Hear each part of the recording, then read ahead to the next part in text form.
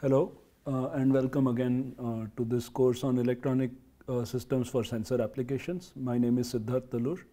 I am a faculty member in electrical engineering at IIT Bombay, and I am covering the module on sensors for this course. In the last two lectures, we looked at how to make measurements, the relevance of measurements in sensor systems, and how do you interpret data sheets and use those numbers to design essentially solutions for particular applications. What we covered in the last two lectures were mostly paper and pencil based designs where you can calculate the requirements and assess whether any particular sensor is the right sensor for that application. But then when you actually try and implement solutions, you run into a lot of practical challenges. So in the later part of this course, I'll talk more about some of these practical challenges, and we'll do that through the medium of case studies.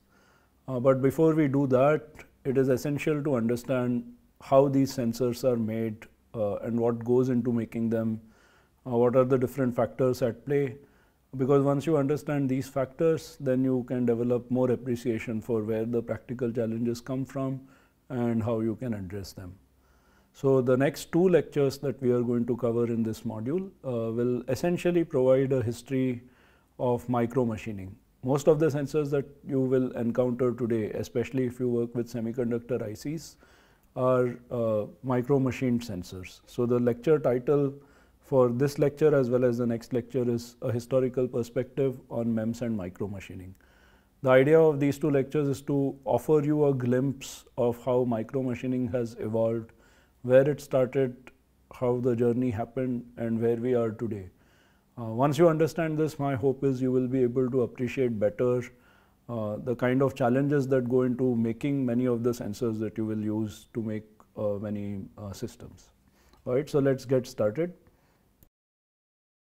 First, definition. So MEMS perhaps is an acronym that you have heard many a times, especially if you are somebody who has worked with semiconductors before.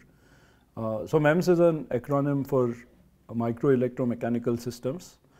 Each of these words have very specific meanings. So micro essentially refers to the size scale and also how these systems are manufactured. So these typically are not hand assembled systems. So these are miniature, of course, but not hand assembled. They are perhaps self assembled, but more importantly, these are lithography based. Or essentially what that means is these are micro machined on semiconductor wafers. We'll mostly cover silicon based sensors in this particular course. Now electro and mechanical tell you a little bit about how these systems operate. So you, from the name, you can guess that there is some bit of electrical engineering elements involved here in terms of transduction, circuits, some device physics and circuit level implementations that go inside such systems. And the mechanical tells you something about how the sensor or the sensing mechanism of that device functions. So the examples that I have written here, for example, can cover mechanical structures such as accelerometers, vibration sensors, gyroscopes, and so on. You can have fluidic based structures. And this also refers to the integration, the co-integration of the mechanical and electrical component. So that collectively is called electromechanics. Now systems is perhaps the least well defined term in all of this expanded form of this acronym. The word systems means many different things to many different people. There are no definitions, there are no standards.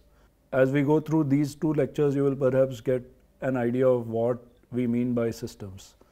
So speaking more about the dimension ranges. So when I said micro, perhaps as the name suggests, you would have guessed that the dimensions of these structures are in few micrometers.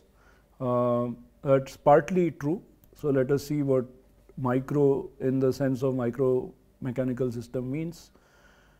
Typically your length scales or the dimensions of your device are in the few micron range. These can be between 1 micron to a few hundred micron. These are classical MEMS structures. These are structures that have been made for many decades now, and even today many structures that you find in commercial products would have these kind of size scales. You have certainly larger structures as well. Beyond a certain size scale, which could be few millimeters, economically it is not viable to micro machine structures anymore. So the numbers that I have used here essentially come from practical limitations imposed by these kind of factors.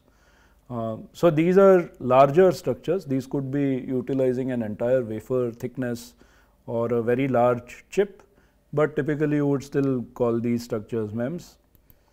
And then you have much smaller structures as well. So if your dimensions sizes are lesser than a micron, you tend to call them as nano electromechanical systems, not only because the dimensions are in few nanometers range, but also the device physics sort of changes at these dimensions. So what you can do at a few micron size scales, perhaps the same device physics would not scale down to few nanometer regime.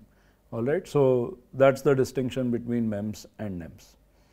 Now, how big are the actual sensors, the package sensors themselves? So I have shown here a very old picture of an iPhone launch. You see Steve Jobs, and behind him on the screen is the insides of an iPhone.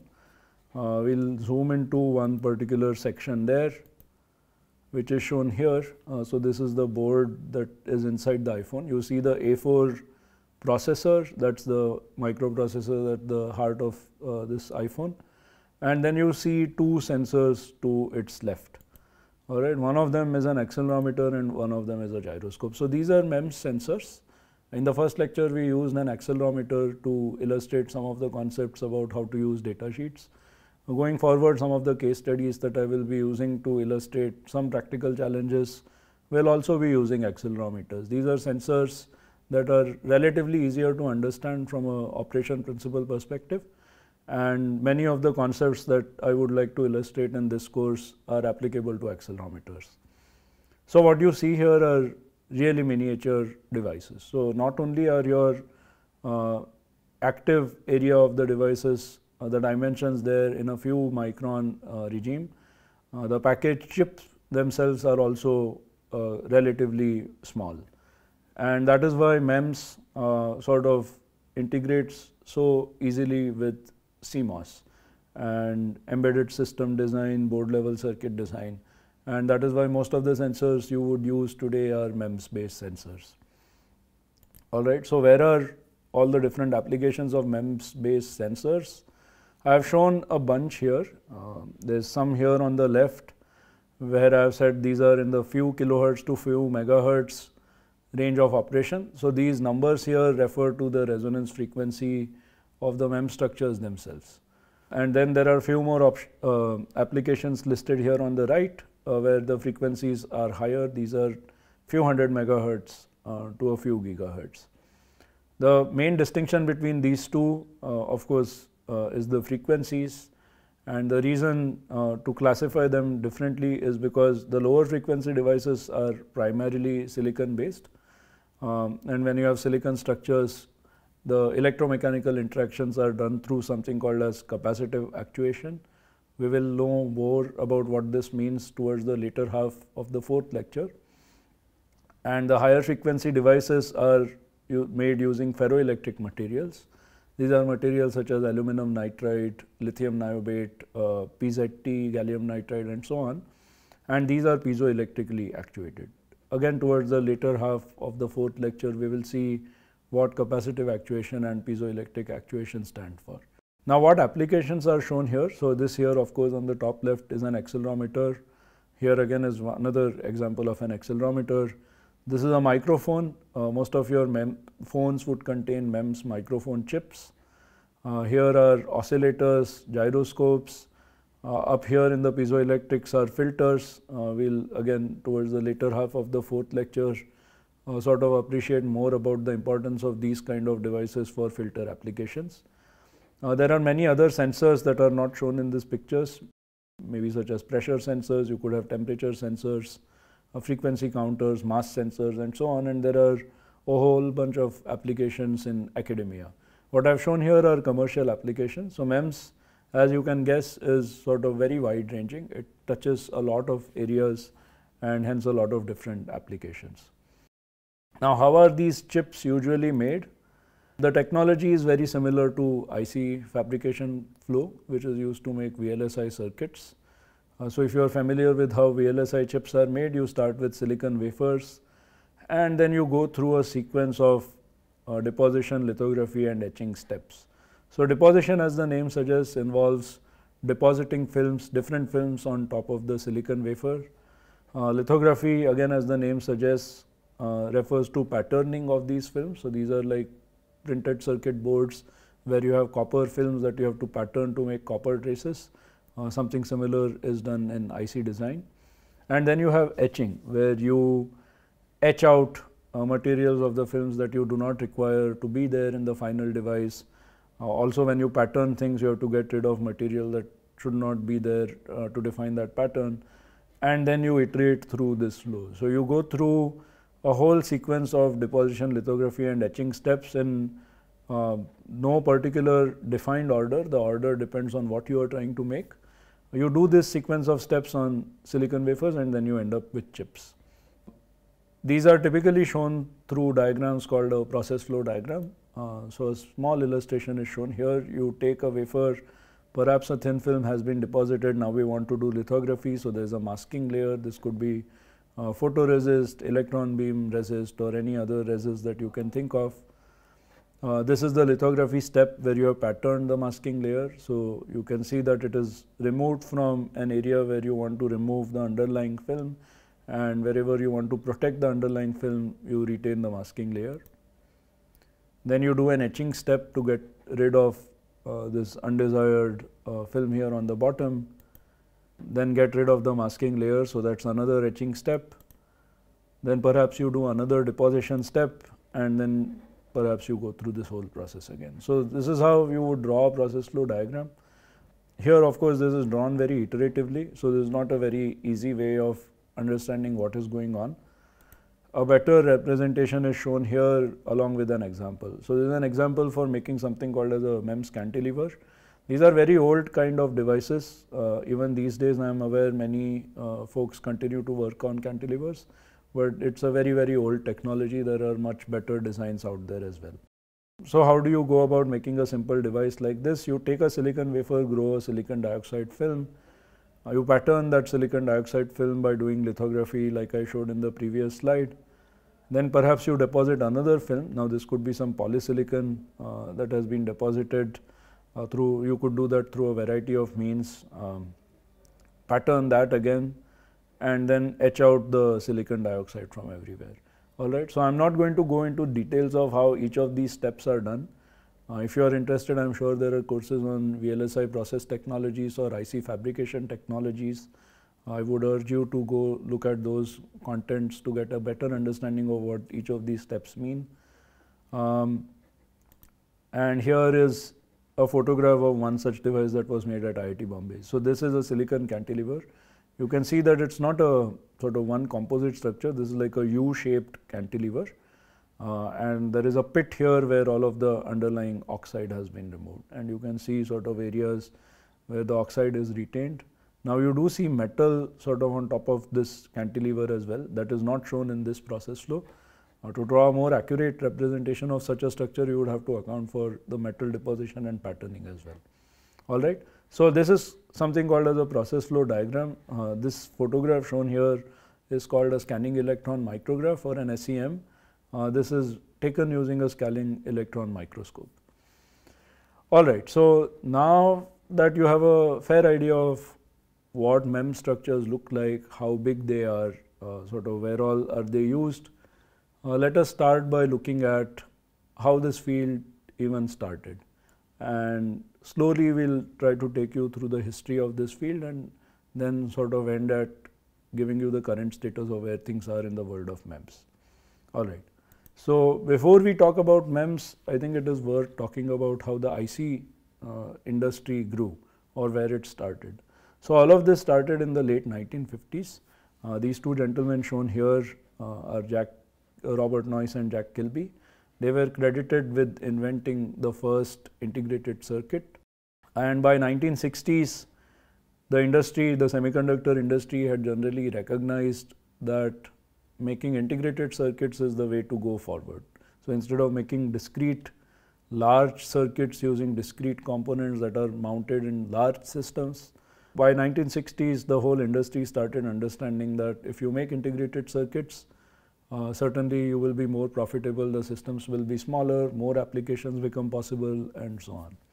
This is a very old photograph taken from analog devices. Analog devices perhaps is a name that many of you have heard before. In the last lecture, the data sheet that we used to illustrate some of the examples was also an accelerometer made by Analog Devices. So Analog Devices is a very old company. It was started in 1965. In 1971, they also moved into the IC business by acquiring this company called Nova Devices. These two are the co-founders of Analog Devices, also shown here. All right. So the name Ray Stater, which is this gentleman, will come in the story once again when we talk about how Analog Devices got into MEMS. So I'll mention that when we get there. So you can see that by 1960s, 1970s, the IC industry really had taken off. Many companies were getting into this, and MEMS also started somewhere around this time. So this is a photograph taken from the first MEMS patent. This was way back in 1965, credited to Harvey Nathanson and William Newell for a surface micro machined resonant gate transistor. So what you see here is a source and a drain contact. So this is like a regular MOS transistor, and then you have a gate electrode, but underneath the gate electrode there is no silicon dioxide. So all of that silicon dioxide has been removed. The gate electrode works as a cantilever, like I had shown in the previous slides, and this gate electrode can then move. So when the gate moves, it comes closer to this channel, and that is how you can modulate the current in the channel. So that was what this device was.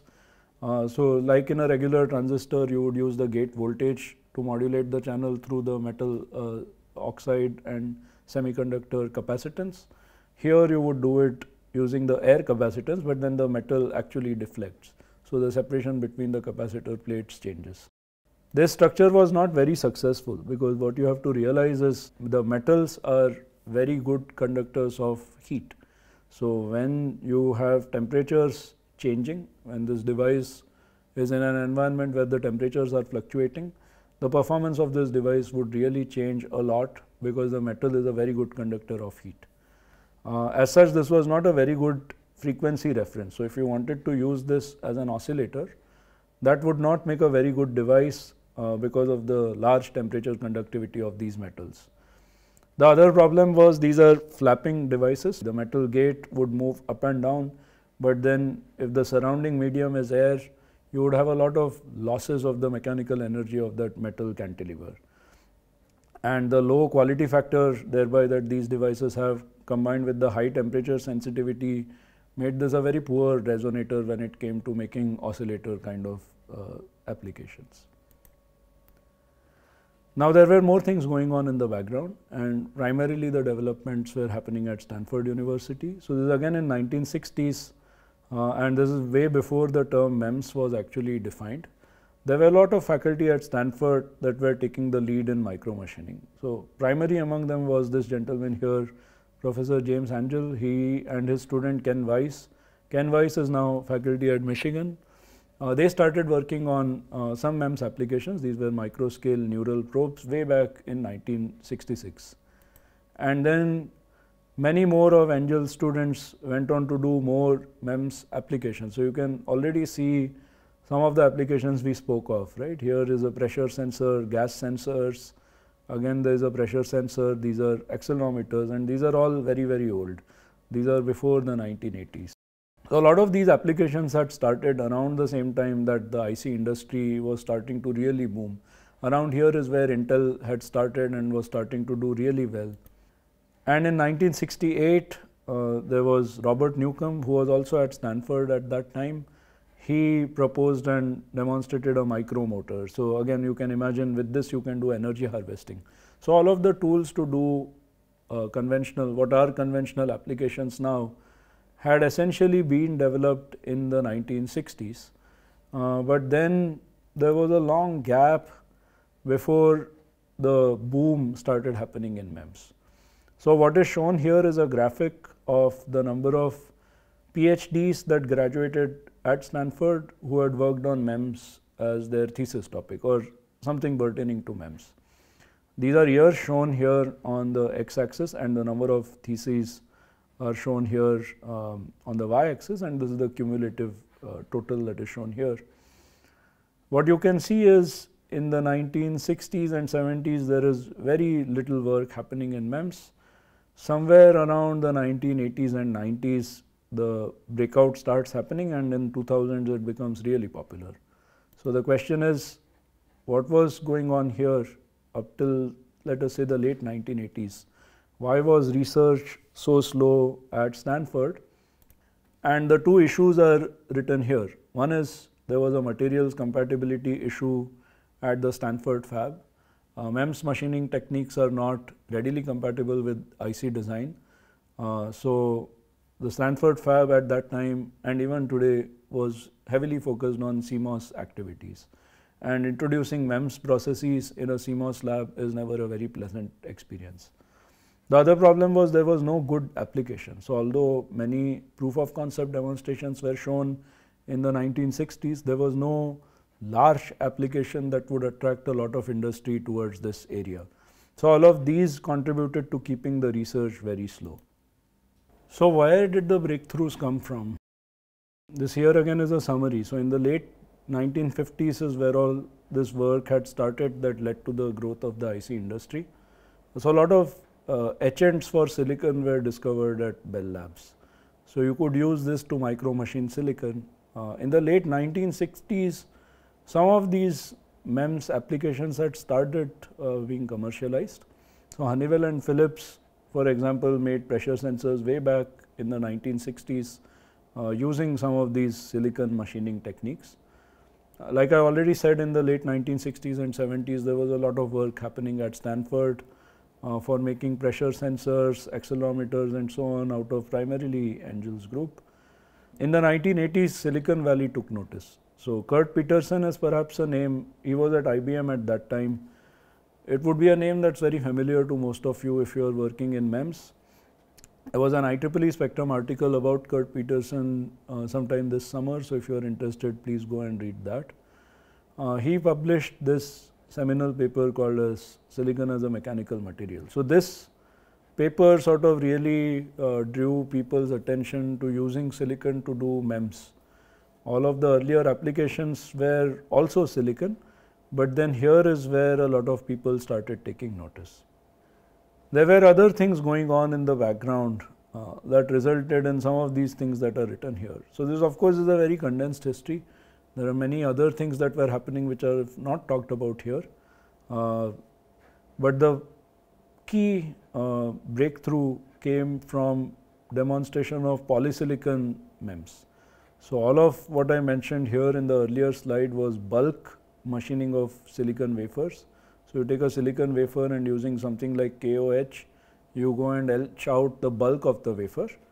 But now there was technology that was being developed at Berkeley and Wisconsin to do that at a surface level. So you could do surface micro machining, patterning of surface films of polysilicon, and this now is very similar to IC design. So now here the processes of MEMS started looking very similar to the processes of conventional IC design.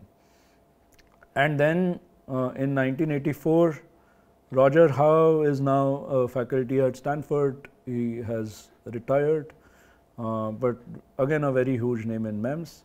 In 1984, he graduated with his PhD, where he was able to demonstrate polysilicon MEMS structures integrated with NMOS electronics on the same chip.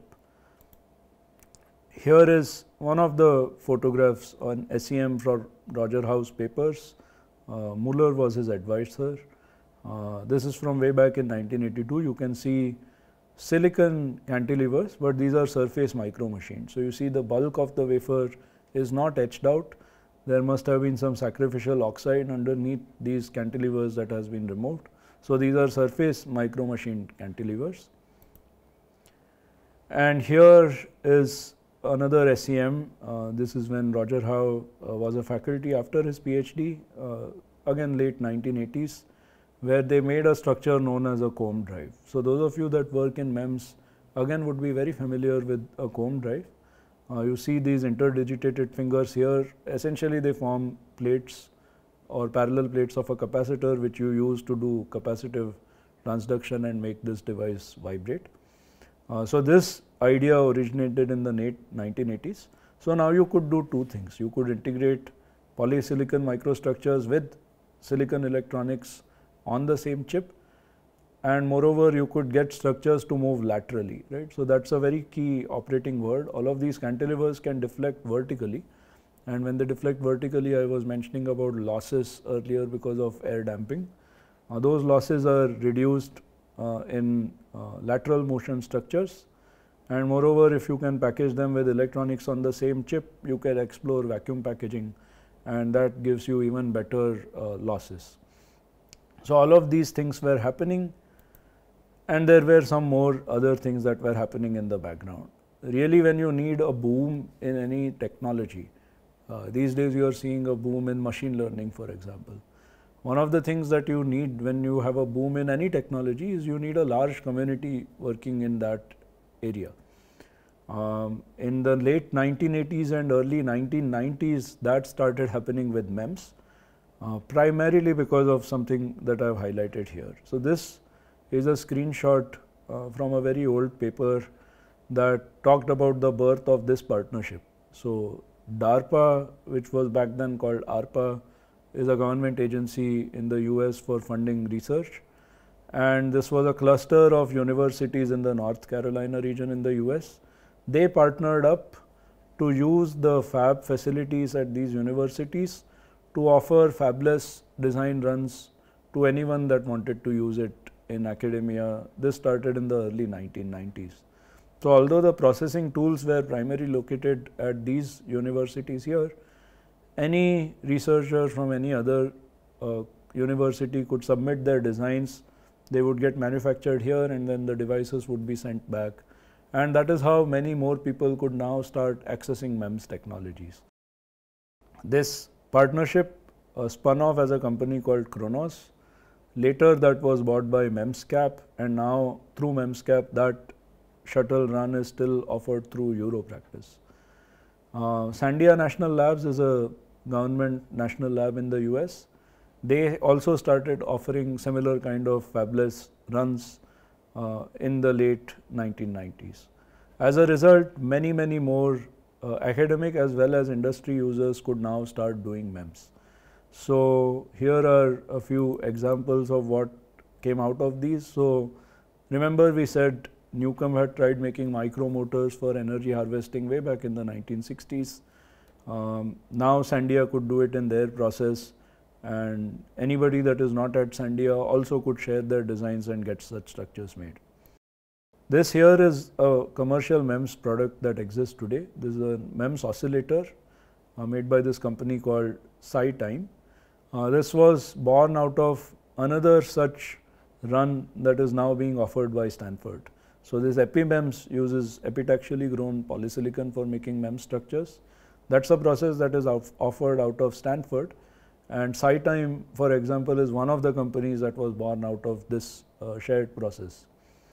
There are many more examples these days, including the Stanford process.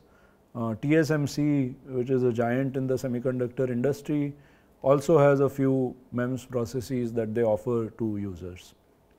So using these, later we will see there are many more companies that have started and many more that are starting out even today and doing really well in the field of MEMS. So we will summarize lecture number 3. In late 1980s, we mentioned all of this work started happening out of Berkeley and Wisconsin, and then Roger Howe came out with this breakthrough. Many more companies started taking notice now, primarily because of these shuttle runs that were being offered. So Analog Devices took notice of this work and began a pilot accelerometer project in the late 1980s. And in the early 1990s, they were able to come out with the first products on the market. This is the first accelerometer shown here. First MEMS gyroscopes also were made by Analog Devices. This is a digital mirror array device which is still used in many of the projectors that you use for making presentations. This was started by Texas Instruments. So now in the early 90s, you can see many of these MEMS ideas are becoming realities. We will end this lecture here, and in the next lecture we will see, beginning from the early 1990s, where else has the field of MEMS gone, and then talk a little bit more in detail about some of these devices. Thank you.